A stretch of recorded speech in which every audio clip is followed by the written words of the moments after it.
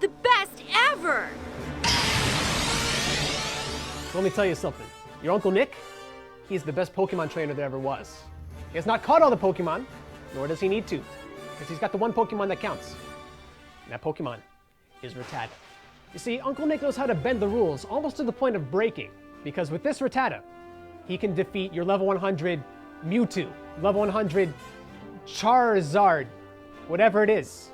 It's going to die to this Rattata. You see, this Rattata is the light shining in the darkness. This Rattata is the terror that flaps in the night. This Rattata is Batman.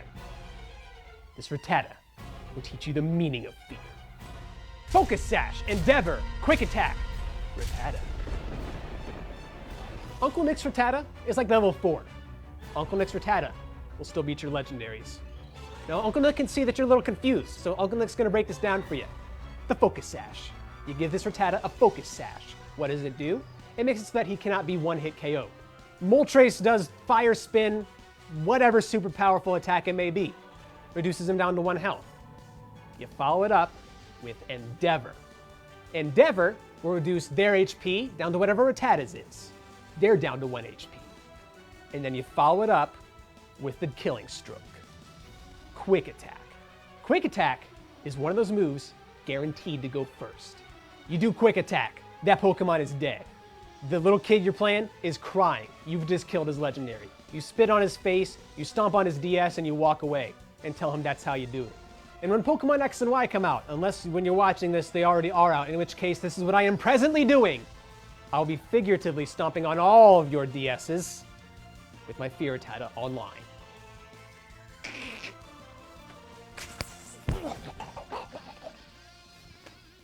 It's your Pokemon. It's your Pokemon.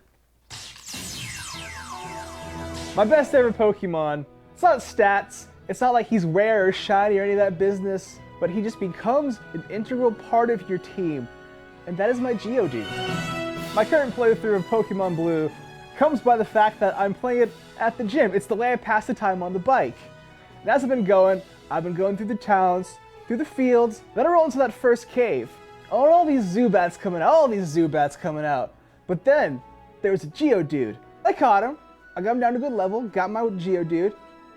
And at that point, I didn't know how valuable he would be to my team. Because as I rolled onwards through that cave, and onto the SS Sand, and then through Lieutenant Surge's gym, that rock type, that little rock with 2 fists, he was a cornerstone of my team. We have done some stuff together. He is going where I'm going. Now I know when I say to everyone that I had trouble in the Diglett cave, everyone's like, that's like the Diglett cave, you do that right after Lieutenant Surge. Well, I got a young team.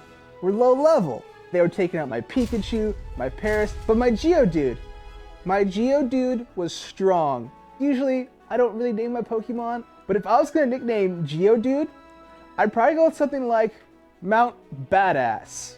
The rest of you gym leaders out there, and you, Dickbag, my rival, talking to you, Dickbag. It's on. You watch out for this Geodude. He's coming for you. So if you don't know, after Pokemon's Reds and Blues, a new thing that they introduced in Pokemon Gold and Silver was shiny Pokemons. Shiny Pokemon are essentially exactly what they sound like. They're Pokemon but shiny, and sometimes a different color. Mine was a Red Gyarados, and he was the shit.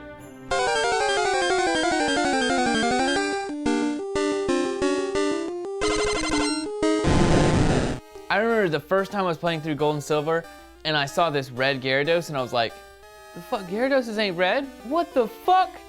I didn't even think you'd be able to catch him, you know? I thought it was one of those things like you'd have to kill him or something like that, and he was just like a super Gyarados, and then turns out you can catch him. I had a Gyarados. He was higher level. Fuck that guy. He went straight out of the team. It was Red Gyarados time.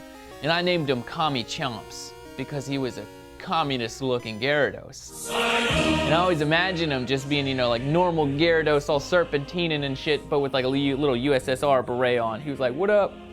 You know, sickle and hammer and shit, being really raw about his like fish rations and stuff. Being a communist can kind of help in Pokemon because you only have a certain set of moves. Like I think you only get like 5 hyper beams. And you know, if you're not a communist, you're probably just gonna blow them out all over the place. But a communist Gyarados knows how to use and ration his hyper beams. I was imagining he said his name with like a Russian accent, which I can't do. I just imagine it like that. Can you try? No. My neighbor was my good friend, and he had gold and silver, I can't remember which one, but nonetheless, he had the game too, so we were like, let's battle, and he didn't know there was anything as a Red Gyarados, and he was like, holy shit, he's red, what did you do to him? And I said, I'd lied to him and said it was like special, and I knew a secret code or something like that, just to fuck with him. Kami-Chomps took me all the way past the Elite Four, he had beaten the best of the best around the world, and I put the game down, retired Kami-Chomps, and sold that cart for petty change so I could buy some other game. And I still miss him to this day. But he'll return.